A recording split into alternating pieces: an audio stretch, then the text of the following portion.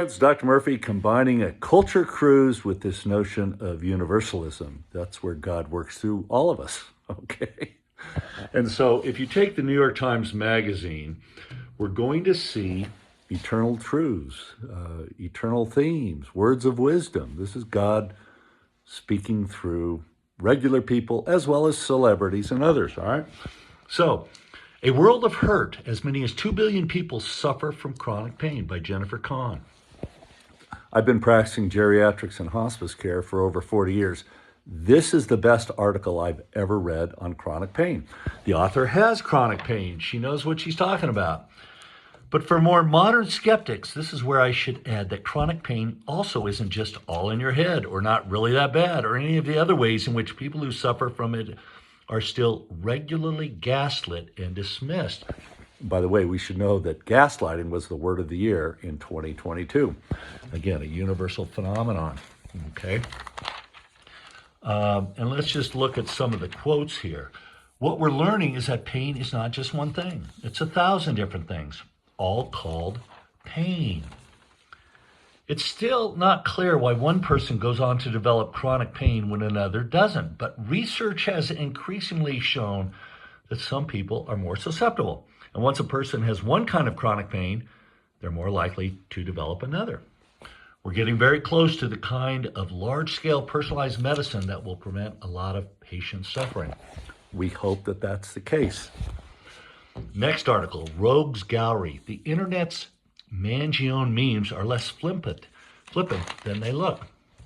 Great story comparing Mangione with Jesse James. That song, The Ballad of Jesse James, was not recorded until about 1919, nearly 4 decades after the death of the man it celebrated. Occasionally, the embrace of Mangione would leap from the safety of the internet into environments where it sat less comfortably.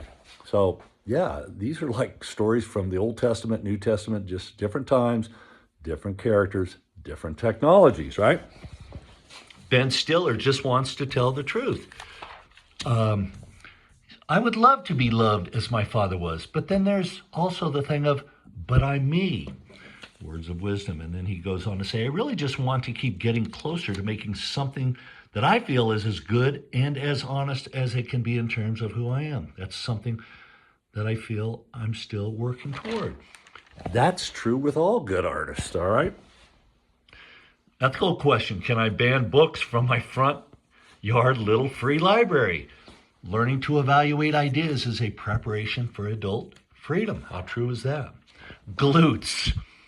2 years is roughly how long it takes to achieve modern fluency in a foreign language, to acquire an associate degree, or to gestate an African elephant. This also happens to be the length of time that I recently spent pretending I could walk. This is about physical therapy and rebuilding muscles that have atrophied.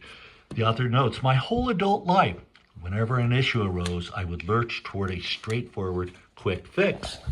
And there are no quick fixes when you've suffered injuries.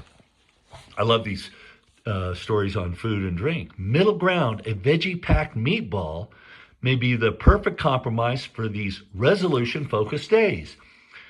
And I mean, I learned so much about this. A simple showcase as far as virtuous eating is concerned. Look at this. Seriously, though, at a time when Merriam-Webster's word of the year is polarization for 2024, I turn to meatballs. What can be safer than that to showcase the need to let go a little in 2025, to give yourself slack, to be less uncompromising? Then we go to the milk wars.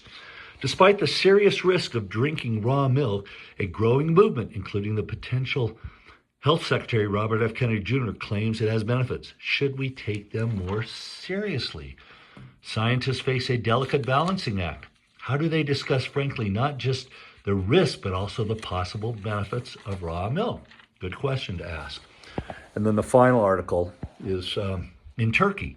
Millions of Syrians desperate to get home are agonizing over whether it's possible to return. The road back. These are fascinating images and quotes from regular people. I mean, let me just read a couple. You will find tragedies and abnormal experiences in every Syrian family. That's true in every family. But at the end of the day, life goes on. You have to move forward for your children. Again, these are stories from the Old Testament, New Testament, you name it.